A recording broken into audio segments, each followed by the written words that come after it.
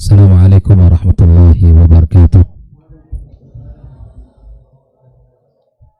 Alhamdulillahi rabbil alamin, wassalatu wassalamu ala ashrafil mursalin, nabiyyina wa habibina Muhammadin wa ala alihi wa ashabihi ajma'in. Asyhadu an la ilaha illallah wahdahu la syarikalah, al-malikul haqqul mubin, wa asyhadu anna Muhammadan abduhu wa rasuluh, an-nabiyul amin. Qala ta'ala ya ayyuhalladzina amanu ittaqullaha haqqa tuqatih wa la tamutunna illa wa antum muslimun. Amma ba'd, ma'asyiral muslimin wal muslimat, al-hadirin wal hadirat, para pendengar dan pemirsa Radio Rabbani dimanapun berada, alhamdulillah kita bersyukur pada Allah Subhanahu wa ta'ala. Maghrib ini kembali Allah pertemukan kita pada kajian pekanan kita membahas tentang Kitab Tauhid, yang mana pembahasan kita adalah tentang kitab Nawaqid al-Islam, pembatal keislaman. Karena kita menjadi mukmin alhamdulillah sejak lahir, beriman kepada Allah, tinggal bersama orang tua kita yang beriman juga, kemudian kita tumbuh di lingkungan orang-orang beriman, dan kita juga sekolah di sekolah orang-orang beriman. Namun terkadang di dalam kehidupan kita ada hal yang luput tanpa sengaja ataupun mungkin dilakukan dengan sengaja. Ternyata perbuatan itu tanpa kita sadari mengeluarkan kita dari keimanan itu dan batal keislaman kita. Maka oleh karena itu kita belajar tentang apa saja yang bisa mengeluarkan kita dari Islam, agar kita hidup menjadi mukmin yang sejati dan mengamalkan Islam dengan baik, serta kita mengakhiri kehidupan kita ini dengan keimanan pula kepada Allah Subhanahu wa ta'ala. Karena Nabi memberikan sebuah jaminan, man kana akhiru kalami la ilaha illallah dakhalal jannah. Barang siapa yang mengakhiri kehidupannya dengan kalimat la ilaha illallah, maka dia masuk surga. Ini yang kita inginkan. Keberadaan kita sebagai muslim, sebagai muslimah, menjadi mukmin dan mukminah adalah sebuah nikmat besar yang patut untuk kita syukuri bersama. Karena keislaman adalah jalan keselamatan, keislaman adalah jalan kemuliaan dan keagungan. Oleh karena itu, khawfillah rahmatullah, pada setiap Ahad malam insyaallah kita akan mempelajari satu persatu daripada pembatal keislaman kita. Salawat dan salam untuk Nabi kita yang mulia sallallahu alaihi wasallam. Mudah-mudahan salat dan salam juga tersambung kepada keluarga beliau, para sahabat, dan kepada siapapun yang setia di atas jalan agamanya sampai hari kiamat. Dan kita berharap dikumpulkan bersama para nabiyyin, para siddiqin, para syuhada dan salihin. Ikhwafillah, kaum muslimin dan muslimat, malam ini kita akan lanjutkan pembahasan kita tentang Nawaqidul Islam. Pada pertemuan perdana sudah kita bahas yang pertama. Saya ingin tanya dulu kepada jemaah ini, apa yang pertama pembatal keislaman kita? Syirik kepada Allah Subhanahu wa ta'ala. Asyiriku fi ibadatillah. Syirik itu dosa besar, dan syirik itu disebut oleh Allah kezaliman yang paling besar.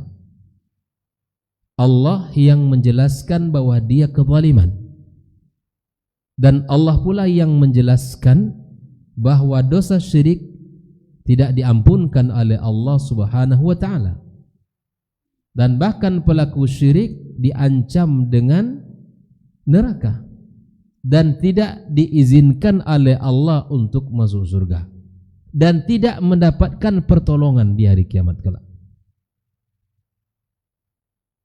Karena Allah tidak suka untuk diduakan di dalam ibadah.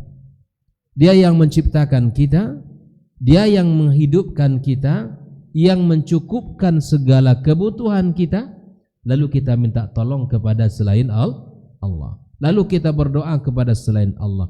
Lalu kita bernazar bukan atas nama Allah. Lalu kita bersumpah bukan atas nama Allah. Atau kita menyembelih bukan untuk Allah Subhanahu wa ta'ala. Ini perbuatan-perbuatan syirik. Innahu may yusyrik billah faqad harramallahu alaihi al-jannah wa ma'wahu an-nar wa ma lidh-dhalimin min ansar. Orang yang mensyirikkan Allah, maka Allah haramkan surga, tempatnya di neraka, dan tidak ada penolong bagi orang-orang yang telah berbuat kezaliman ai kesyirikan. Ikhwah fillah, ini sudah kita bahas dahulu. Kita masuk pada pembatal keislaman yang kedua. Qala al-muallif rahimallahu taala, berkata Syekh Muhammad ibn Abdul Wahhab, qala man ja'ala bainahu wa bainallahi wasa'ita. Orang-orang yang menjadikan antara dia dengan Allah wasa'id, perantara-perantara. Yad'uhum, mereka berdoa dengan perantara itu. Orang yang menjadikan antara dia dengan Allah, ya, perantara-perantara di dalam urusan ibadah kepada Allah Subhanahu wa taala. Dan di antara bentuk ibadah itu adalah berdoa.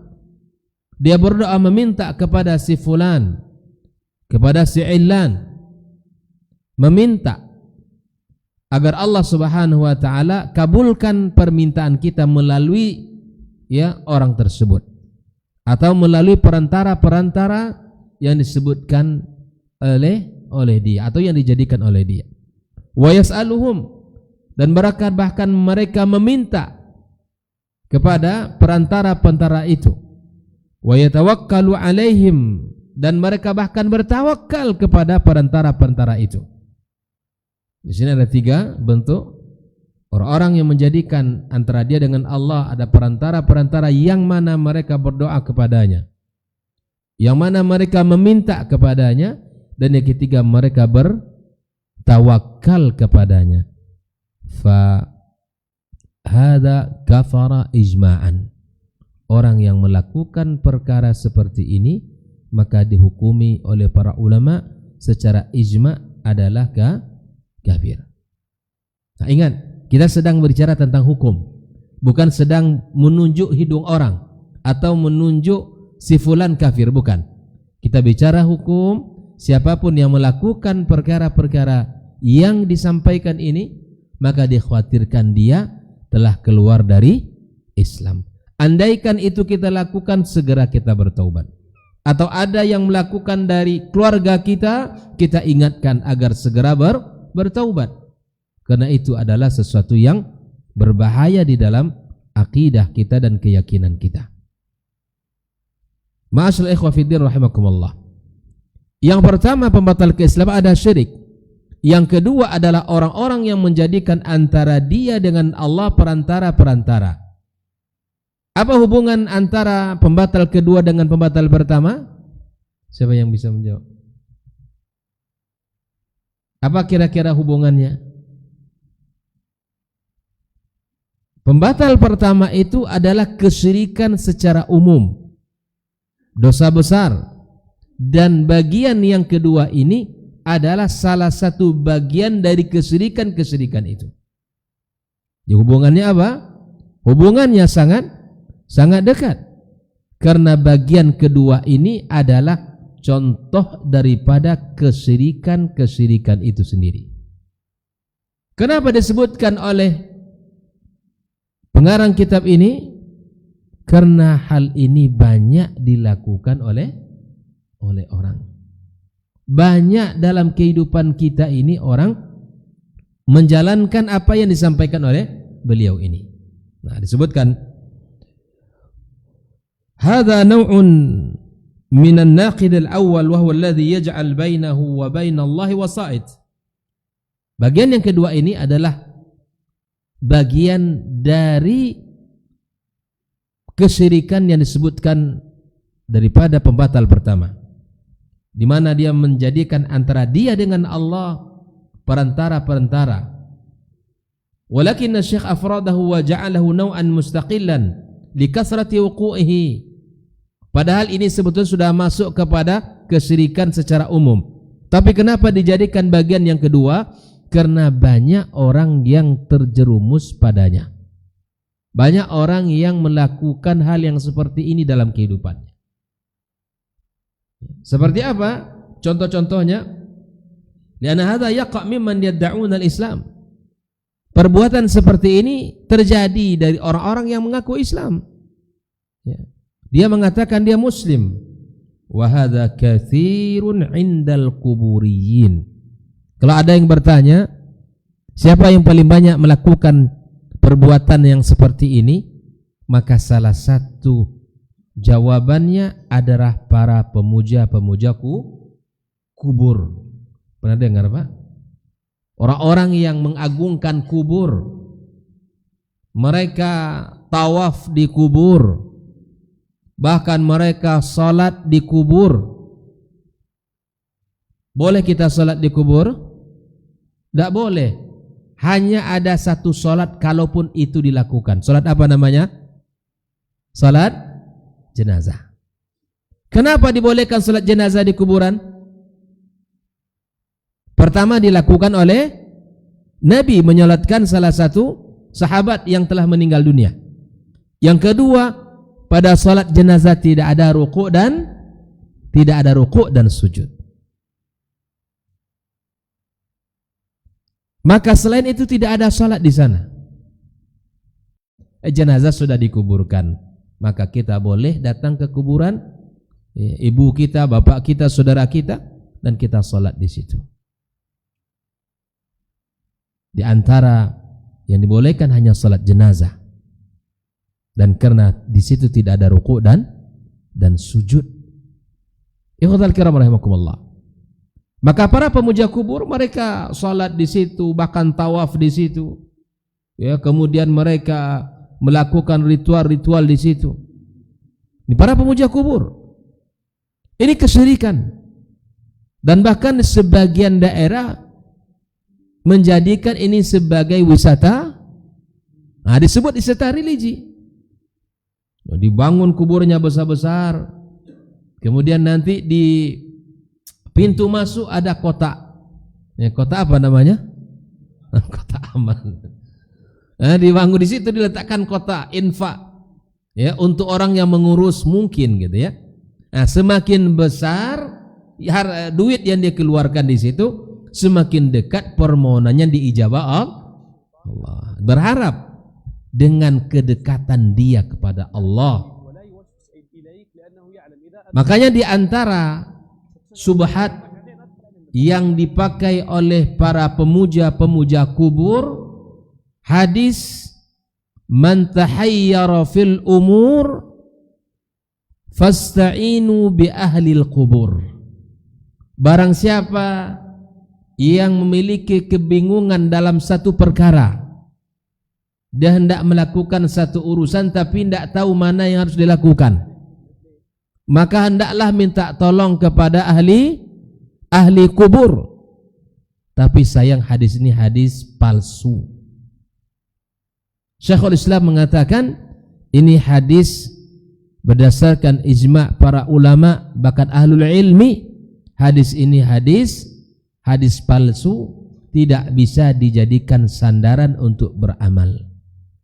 Bagaimana kita bisa minta tolong kepada ahli kubur sementara dia sendiri butuh bantuan? Ya enggak, Bu? Mereka butuh bantuan. Bantuan apa yang mereka tunggu dari kita? Doa. Mereka butuh kita keluarkan harta kita, kita infakkan atas nama dia, kita sedekahkan atas nama dia. Dia menunggu doa-doa dari anak-anak yang saleh dan saleha, menunggu doa-doa dari orang-orang yang ia cintai. Kenapa kita bisa minta kepada mereka yang sudah terputus amalnya, sementara untuk diri mereka sendiri tidak lagi mampu memberikan kebaikan untuk diri mereka? Loh, kita yang hidup kok minta kepada yang mati. Terkadang minta yang kepada yang hidup saja belum tentu dapat, apalagi minta kepada yang mati. Di sini terkadang hilang logika kita, hilang akal sehat kita. Ada talbis, ada bentuk-bentuk ya penipuan-penipuan yang dilakukan oleh sebagian orang. Ya, maka kita tidak boleh tertipu dengan ungkapan, dengan kata-kata orang. Ini kubur keramat, ini kubur ya orang soleh dan seterusnya. Kenapa? Kalau ini kuburan orang soleh, semoga Allah Subhanahu wa taala ya ampunkan dosanya, Allah angkat kedudukan di sisinya, sudah. Kalau kita datang ke situ, kita doakan dia sebagaimana yang diajarkan oleh Nabi kita alaihi salatu wassalam. Kita doakan seluruh penghuni kubur. Kita doakan, bukan kita minta kepada mereka. Ya fulan, ya ilan, ini sudah berusaha untuk melakukan bisnis tapi tidak jalan-jalan, kena tipu, bangkrut. Kata kawan, cobalah datang ke kuburan keramat di daerah situ. Kenapa? Biasanya orang kalau datang ke situ bisnisnya lancar. Datanglah kawan ke situ, meminta, wahai fulan, ya fulan, saya ya telah berusaha begini-begini, tapi usaha saya bangkrut terus. Tolonglah saya, bantulah saya. Ini boleh apa tidak? Tidak dibolehkan. Kalau ingin sukses, minta kepada Allah yang maha kaya. Tidak boleh kita minta kepada ahli kubur yang sudah meninggal dunia. Kalau dulu mereka soleh, alhamdulillah, kesolehan mereka ya semoga bermanfaat, Allah terima kebaikan amal-amal mereka. Tapi tidak akan bisa memberikan bantuan dan manfaat kepada kita yang masih hidup, walaupun dulu dia orang soleh. Jelas sampai di sini? Maka di antara perkara yang kedua ini yang sering dilakukan oleh mereka adalah para pemuja-pemuja kubur. Dari mana itu? Ya, sekali setahun itu kotaknya itu dibongkar. Ya, dan difoto pula ketika mereka menghitung uangnya di masjid itu. Bukan di masjid, di samping kuburan itu. Ya subhanallah. Ini rupanya lowong untuk bisa juga menambah lowongan kerjaan ya. Ya subhanallah. Ya kita jangan tertipu dengan yang seperti ini, ikhwafillah.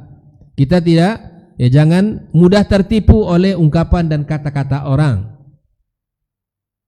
Kalau mencintai orang soleh adalah keimanan, disuruh oleh agama kita.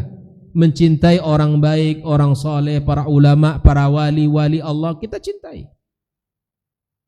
Tapi ada batasan cinta kita kepada makhluk. Kalau melebihi cinta kita kepada Allah Subhanahu wa taala, ini sudah. Ini sesuatu yang harus kita tinggalkan. Jika cinta kita kepada mereka menodai cinta kita kepada Allah dan Rasulnya, sudah, kita tinggalkan cinta kepada makhluk itu. Oleh karenanya ikhwafillah rahimakumullah. Nah, subhat yang kedua yang ada pada mereka para pemuja kubur, yataqarrabuna ilal wali liyashfa' lahum indallah. Mereka ya menginginkan untuk dekat kepada Allah melalui si fulan itu, melalui orang yang telah meninggal tersebut. Untuk apa? Agar dia bisa beri syafaat di sisi Allah. Au yusil hawaijum ilallah. Atau ketika datang ke kuburan itu kemudian minta kepada si fulan dan ilan agar keinginan dan seluruh hajatnya dia sampaikan kepada Allah. Ini tidak boleh. Allah mengatakan kepada kita orang-orang beriman, ud'uni astajib lakum. Berdoalah kepadaku, kata Allah, aku akan kabulkan permintaan kalian. Dari ayat ini dapat kita simpulkan bahwa doa itu adalah perintah Allah, bahwa doa adalah ibadah kepada Allah, dan doa tidak boleh kita berikan kecuali hanya kepada Allah Subhanahu wa taala permintaan kita. Mereka mengatakan, ya fulan, sampaikan hajat kami kepada Allah. Hadza ittikhadzal wasail min dunillah. Perbuatan seperti ini adalah perbuatan menjadikan wasilah perantara selain Allah Subhanahu wa taala. Yadhbah lahum wa yanzur lahum, menyembelih atas nama mereka, bernazar atas nama mereka. Wa yastaghitsu bihim, dan minta tolong kepada mereka, istighasah mereka, ya Rab, ya fulan, ya fulan, ya Habib fulan, ya Kiai fulan. Mereka sudah meninggal dunia. Mereka tidak lagi bisa memberikan manfaat kepada siapapun, bahkan untuk diri mereka sudah bisa lagi. Maka kita harus putus mata rantai ini. Jika ada di antara kaum muslimin yang masih melakukan, bertaubat segera. Tinggalkan perbuatan-perbuatan seperti ini. Kenapa? Karena ini adalah perbuatan syirik kepada Allah SWT.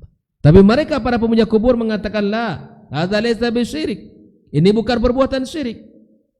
Innama huwa tawassut. Ini ada hanya sebuah perantara saja. Ya. Dan Allah Subhanahu wa taala telah mengatakan bahwa apa yang mereka kerjakan itu telah Allah jelaskan dalam firman-Nya. Allah Subhanahu wa taala mengatakan, walladzina ittakhadhu min dunihi awliya. Orang-orang yang menjadikan selain Allah penolong. Apa kata mereka? Ma na'buduhum. Kami ini tidaklah menyembah mereka-mereka ini. Bahwa kami tidaklah menyembah mereka. Ma na'buduhum illa liyuqarribuna ila Allahi zulfa. Yang kami lakukan agar mereka-mereka ini mendekatkan kami kepada Allah sedekat-dekatnya. Ini perantara. Ketika kita katakan jangan kalian sembah mereka, sembahlah Allah semata. Mereka katakan, kami tidak menyembah mereka kok. Kami tidak menyembah ya Habib ini, fulan ini dan seterusnya. Bukan itu yang kami sembah. Yang kami sembah tetap Allah. Tapi mereka-mereka ini diharapkan bisa mendekatkan kami kepada Allah dengan sedekat-dekatnya. Allah sudah ceritakan perbuatan mereka. Dan syubhat apapun yang mereka lontarkan terbantah oleh ayat ini. Kalau Anda ingin dekat kepada Allah, beribadahlah kepada Allah. Jalankan perintahnya, tinggalkan larangannya. Kalau ingin permintaan kita dikabulkan Allah, minta langsung kepada Allah. Jangan minta melalui perantara. Tapi nanti ada pengecualian. Tawassul di antara tawassul yang dibolehkan, tawassul dengan orang soleh yang masih hidup. Ini boleh. Datang kita ke Pak Imam kita, Ustaz, doakan anak saya, dia sedang sakit, tolong doakan Ustaz. Boleh. Datang kita kepada orang yang kita ketahui orang soleh, orang baik, ya. Mudah-mudahan doanya mustajab. Ustaz, doakan semoga urusan kami lancar. Itu boleh. Tapi syaratnya ustaznya masih hidup, Pak. Kalau sudah meninggal dunia boleh? Tidak boleh lagi. Justru dia yang butuh doa kita. Justru dia yang perlu doa kita, menunggu doa kita. Ini tawassul yang dibolehkan. Tawassul kepada orang soleh yang masih hidup, itu boleh. Ini boleh. Baik, ikhwafillah rahimakumullah. Maka Allah telah menceritakan, kami tidak menyembah mereka. Kami hanya meminta agar mereka ini mendekatkan kami kepada Allah Subhanahu wa taala. Inilah perantara itu. Dan ini dilarang dalam Islam. Allah juga katakan, wa ya'buduna min dunillah. Mereka menyembah selain Allah ma la yadurruhum wa la yanfa'uhum, yang tidak bisa mendatangkan mudarat dan juga tidak bisa mendatangkan manfaat kepada mereka. Wa yaqulun, dan mereka mengatakan, haula'i syufa'auna indallah. Inilah perkataan-perkataan oleh orang-orang dulu, Pak, di zaman Nabi alaihi salatu wassalam. Kalau seandainya ada orang yang mengatakan perkataan yang sama, berarti dia hanya meniru kembali, mengulang kembali perkataan-perkataan mereka para pendahulunya. Jadi jangan tertipu kita oleh perkataan mereka itu. Mereka itu adalah syufa'a indallah. Qul atunabbi'una Allah bima la ya'lamu fis samawati wala fil ard. Subhanahu wa ta'ala amma yusyrikun. Jadi kita cukup meminta langsung kepada Allah. Tidak perlu kita melalui perantara-perantara manusia yang telah meninggal dunia. Alhamdulillah kalau di Riau ini cukup bersihlah dari kuburan-kuburan yang dianggap atau ada enggak yang tahu? Saya ingin tahu juga, mana tahu, saya tidak tahu ya. Orang tua ini di Riau di Pekanbaru inilah ada. Di mana Pak? Ya di Inhil. Oh, ya di Pekanbaru ini ada. Alhamdulillah. Kan? Mana tahu daerah-daerah sini mana tahu ada kan? Nah, menjelang Ramadan biasanya kan, atau munasabah tertentu orang datang berbondong-bondong masak makan di situ. Ya kalau makanlah bersama-sama di masjid ini kan, rumah Allah Subhanahu wa taala. Kenapa kita ramaikan di kuburan? Ustaz melarang ya orang ziarah kubur? Enggak, saya tidak melarang orang ziarah kubur. Nabi yang menyuruh untuk ziarah kubur. Kuntu nahaitukum an ziyaratil kubur, kata Rasul. Dulu aku larang kalian ziarah kubur. Ala fazuruha. Sekarang ziarahlah. Fa innaha tudzakirukum bil akhirah.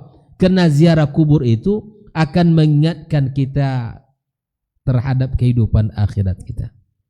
Ternyata begini nanti ujungnya. Ternyata begini nanti. Ya, saya juga seperti mereka. Ingat kita kematian. Ingat kita dengan berakhirnya kehidupan. Itu manfaatnya. Tapi datang ke kuburan itu dengan tujuan yang pertama, saya katakan, datang ke kuburan itu tujuan pertama adalah untuk mengambil pelajaran bahwa kehidupan kita akan berakhir seperti mana dia telah berakhir.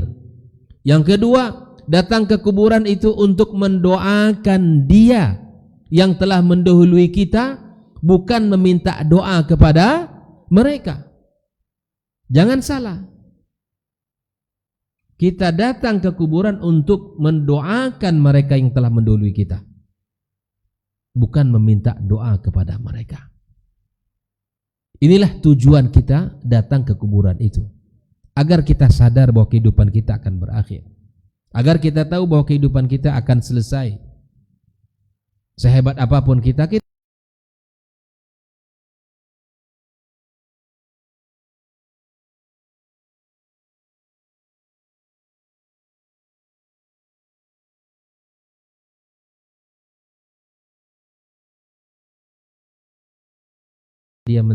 datang melewati sebuah kuburan, maka dia berhenti sejenak, lalu dia berkata, mal khabar indakum ya ahlal kubur. Apa berita yang bisa kalian sampaikan ke kami? Ini para sahabat, di antaranya Ali bin Abi Thalib radhiyallahu taala anhu. Sejenak para sahabat terdiam, dan dia terdiam. Semua hening. Lalu Ali berkata, wal khabaru indana. Berita yang bisa kami sampaikan kepada kalian para penghuni kubur. Apa pertama beritanya? Inna amwalakum qad qusimat. Harta-harta yang telah kalian tinggalkan, yang kalian kumpulkan, berlelah-lelah kalian bekerja siang dan malam, bahkan tak tahu waktu bekerja, lalu engkau kumpulkan hartamu yang banyak itu. Harta itu pun telah dibagi-bagi oleh orang setelahmu. Yang kedua berita yang bisa kami sampaikan, wa inna buyutakum qad sukinat. Rumah-rumah yang mewah dan megah kalian yang kalian tinggalkan telah dihuni orang. Wa azwajakum qad zuwijat. Bahkan istri kalian yang kalian tinggalkan telah dinikahi orang. Harta dibagi orang, rumah megah telah dihuni orang.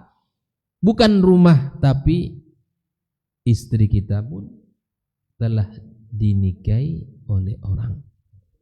Apalagi janda-janda muda kayu pun copet. Gitu ya. Cepat. Ya. Kata kawan, saya ingin selamatkan dia. Ini bahasanya sering menyelamatkan janda. Ya subhanallah.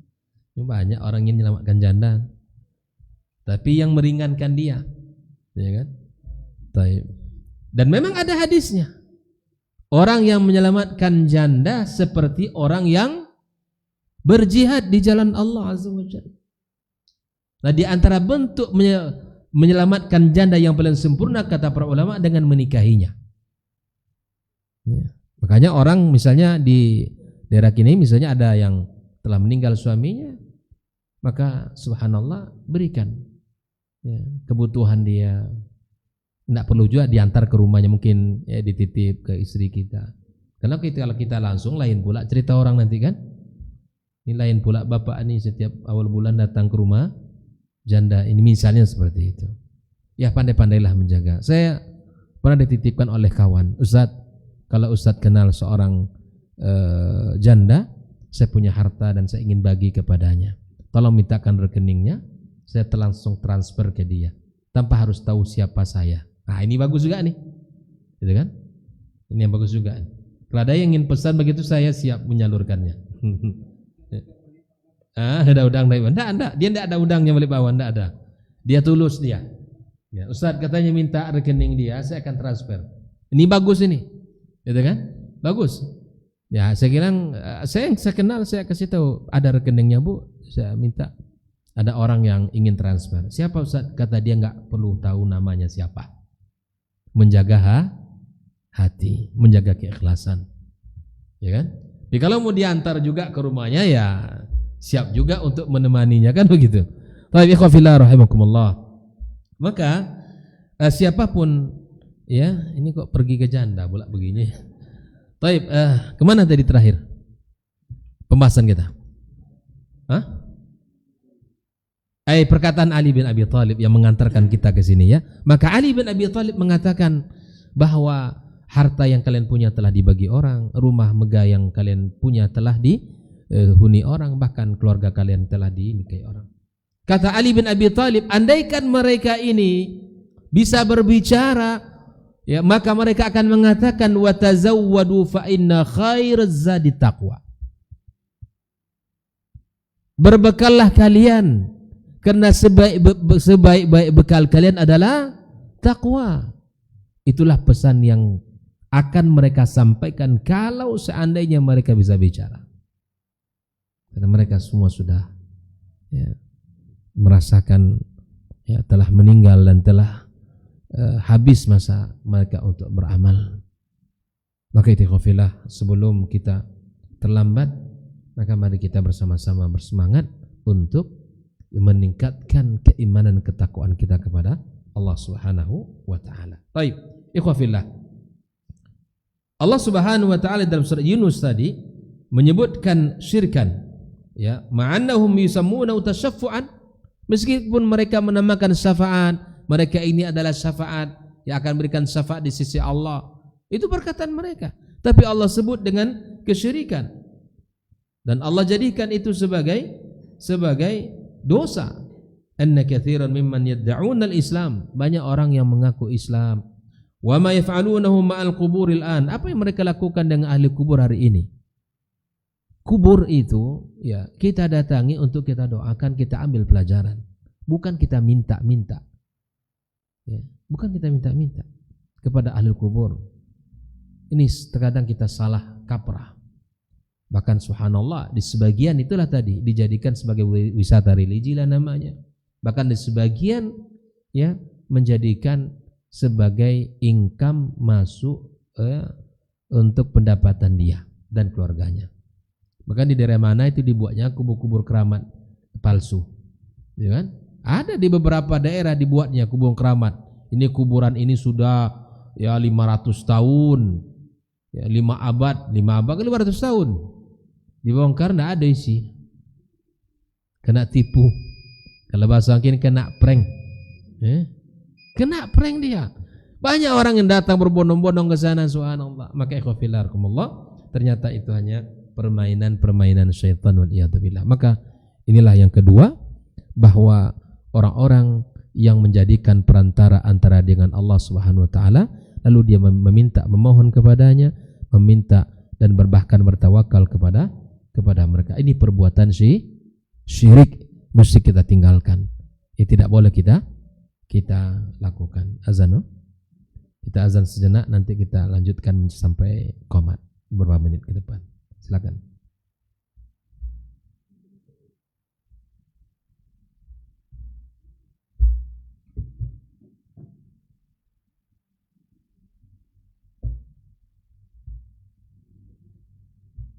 Allahu Akbar,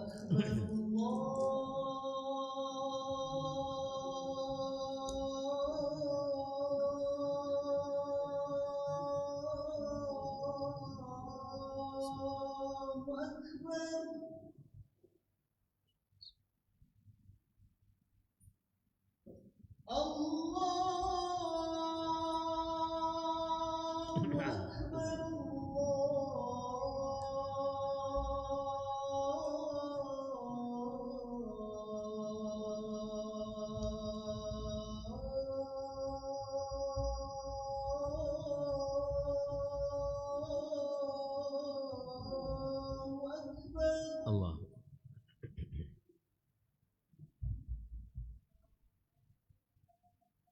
Asyhadu an la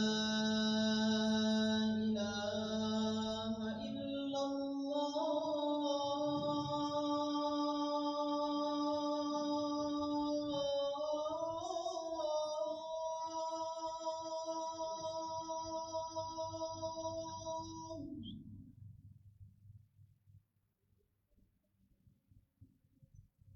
Asyhadu an la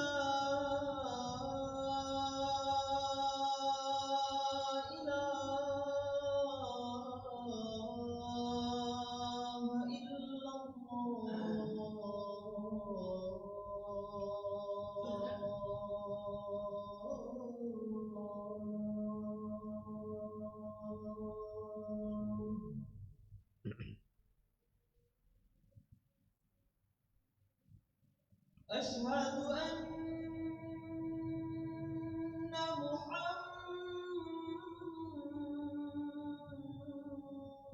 Muhammadar Rasulullah.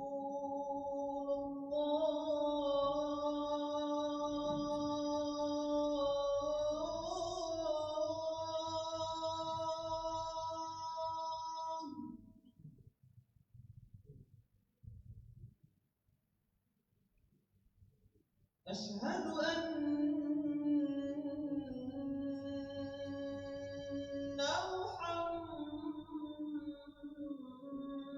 Muhammadar Rasulullah.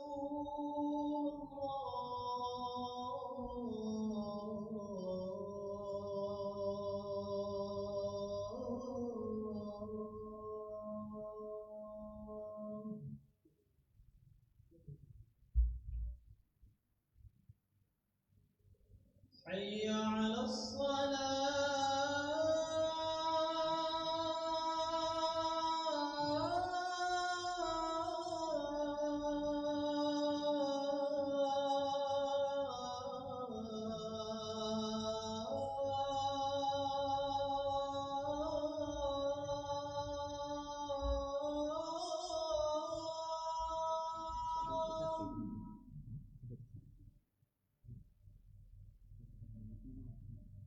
حي على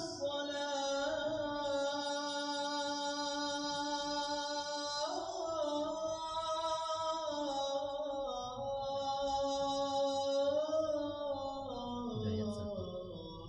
Hidayat satu. Bon. Bon. Bon.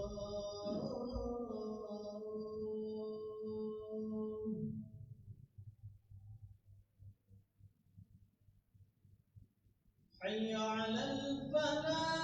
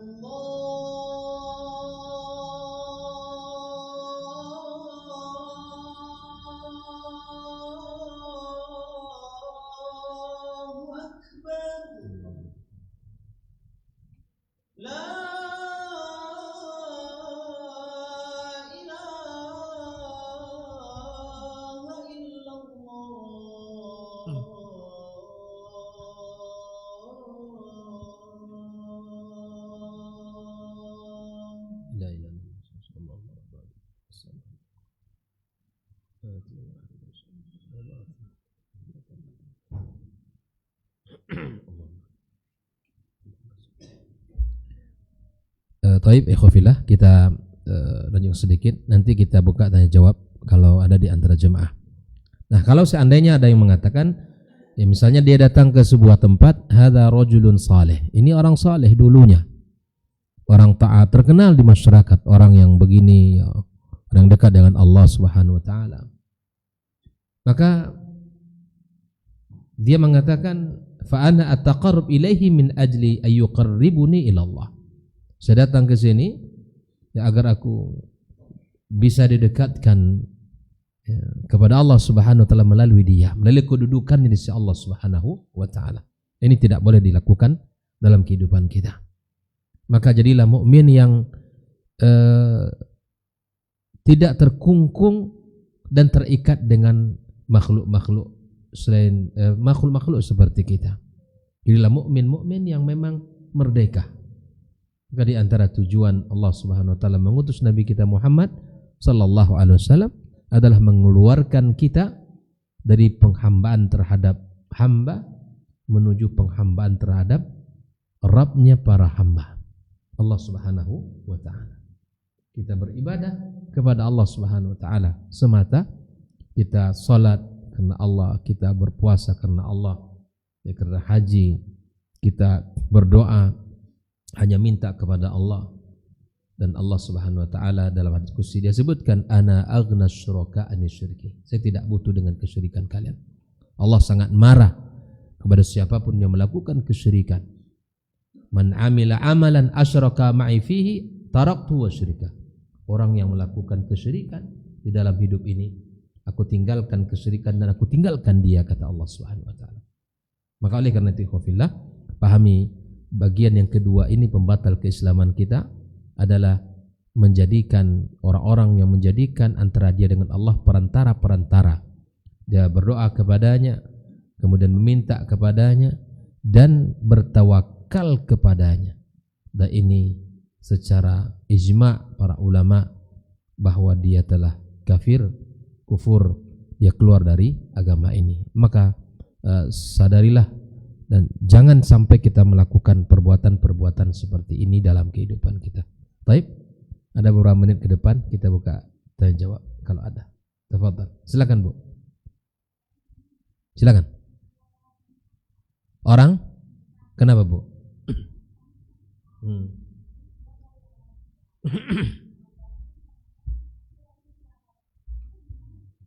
Iya. Kalau seandainya dia, ya pertama dia Muslim dan keluar, ini maksud ibu ini dia memang murtad atau melakukan perkara-perkara yang mengeluarkan dari Islam. Dia mengaku bahwa dia tidak Muslim lagi gitu. Ya. Kalau dia telah mengakukan, makanya kita tidak boleh mengatakan seseorang kamu murtad gitu ya. Tidak boleh kita menghakimi orang kecuali melalui perbuatan yang ia lakukan, atau dia langsung yang mengatakan kalau dia bukan lagi Islam, itu boleh. Misalnya ada perbuatan-perbuatan, maka kita tidak boleh menuduh orang serampangan, kamu murtad, kamu keluar Islam. Tidak. Harus ada dalil, harus ada bayyinah, harus ada bukti.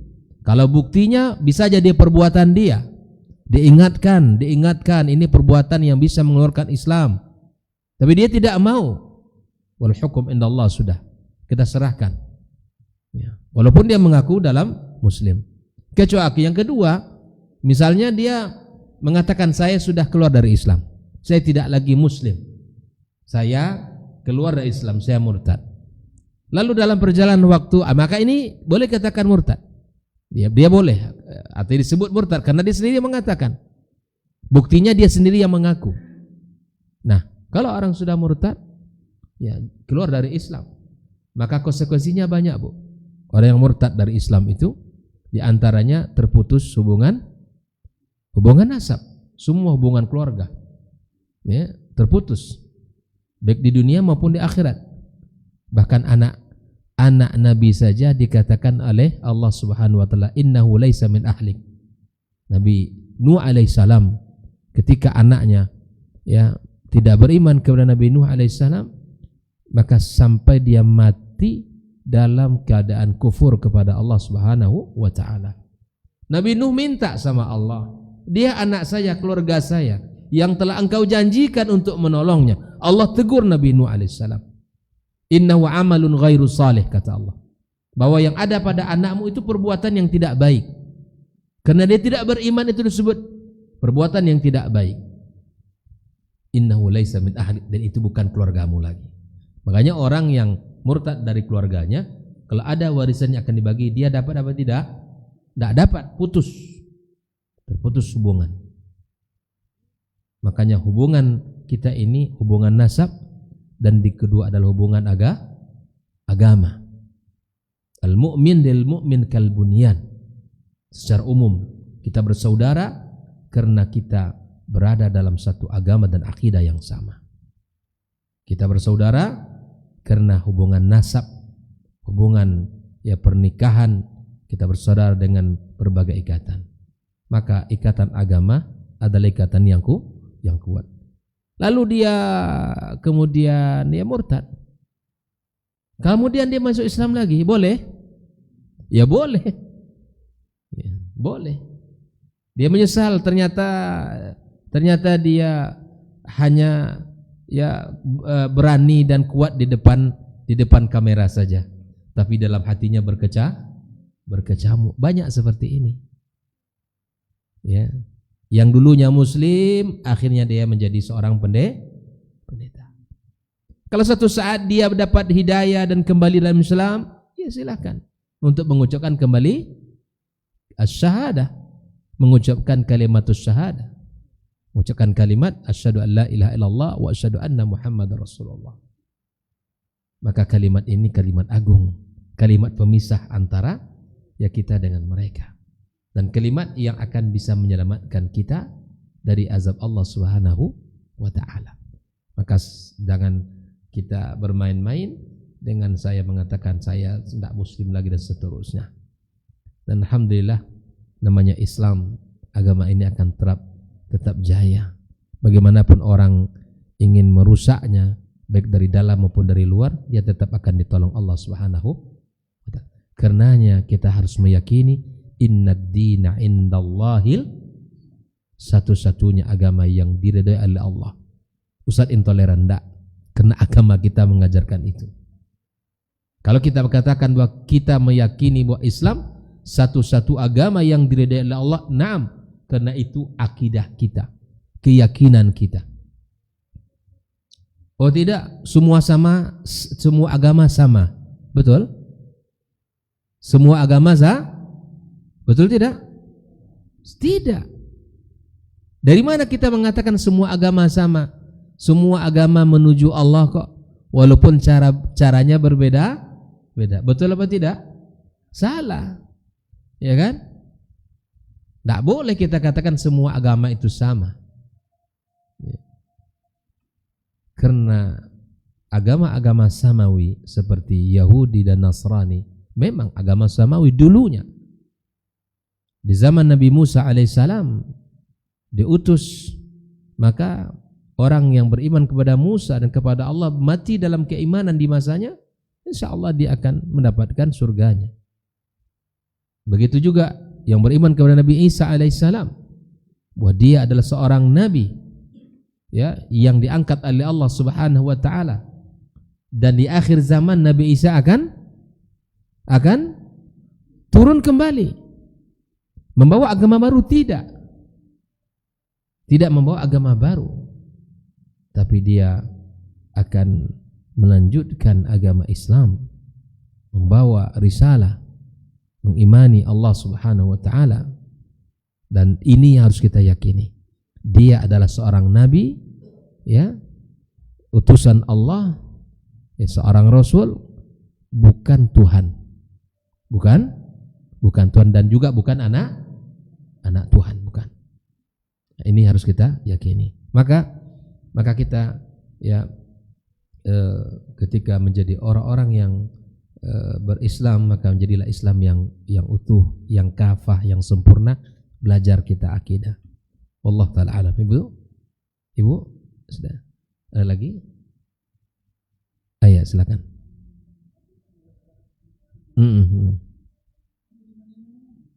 Kuburan mana? Kuburan Nabi Muhammad sallallahu alaihi wasallam itu bukan dalam masjid, hukumnya bukan dalam masjid. Bawah Masjid Nabawi itu, kalau Bapak Ibu umroh nampak itu tertulis di tiang-tiangnya. Inilah batas Masjid Nabawi Asy-Syarif.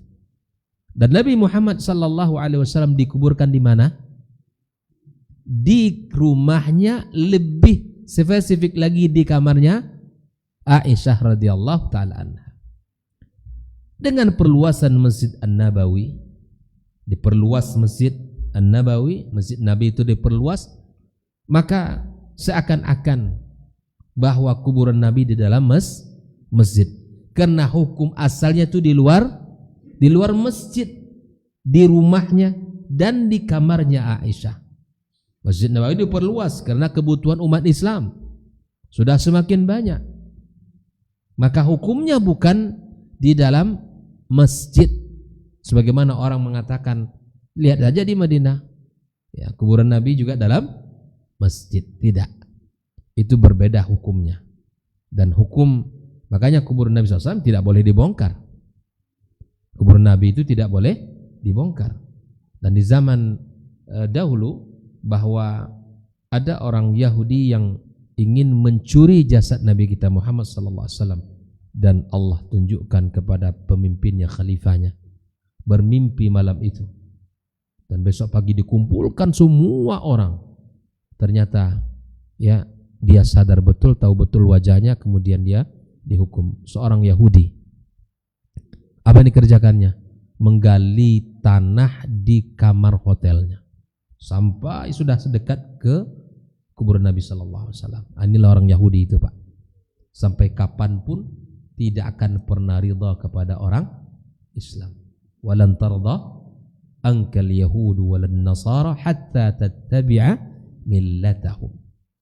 Jadi orang Yahudi hari ini, biarkan kita ini muslim, tapi perilaku dan akhlak muamalahnya, ya, tidak perlu pribadi dan perilaku akhlak muslim, jauh dari Islam. Oleh karena ikhwafillah, pahami bahwa hukum kuburan Nabi bukan di dalam masjid, ya, karena memang itu diperlukan perluasan sehingga hari ini seakan berada di dalam Masjid An-Nabawi Syarif karena kebutuhan. Masjid Nabawi kalaulah seandainya diluaskan sampai ke Yaman, itu Masjid Nabi. Ya, sampai ke Yaman luasnya dilakukan, ya, dan kita tahu Masya Allah perluasan di Masjid Nabawi sangat luar biasa hari ini, karena umat Islam ini semakin banyak, yang bisa datang ke tanah suci itu juga semakin banyak. Mudah sekarang. Kalau dulu orang kalau berangkat ke Mekah itu, ke Madinah itu, ya jarang-jarang, paling-paling pas musim haji atau umroh. Ya sekarang Masya Allah tabarakallah, jalan sangat mudah untuk bisa berangkat ke sana, dan tiketnya pun, ya, nilainya pun, harganya pun tidak terlalu mahal. Insya Allah kalau kita nabung, mudah-mudahan Allah bukakan pintu rezeki. Begitu Bang. Semoga Allah SWT mudahkan kita bersama di dalam menjalankan agama ini. Allah jauhkan kita dari perbuatan syirik. Wallahu ta'ala alam. Wabillahi taufiq. Wassalamualaikum warahmatullahi wabarakatuh.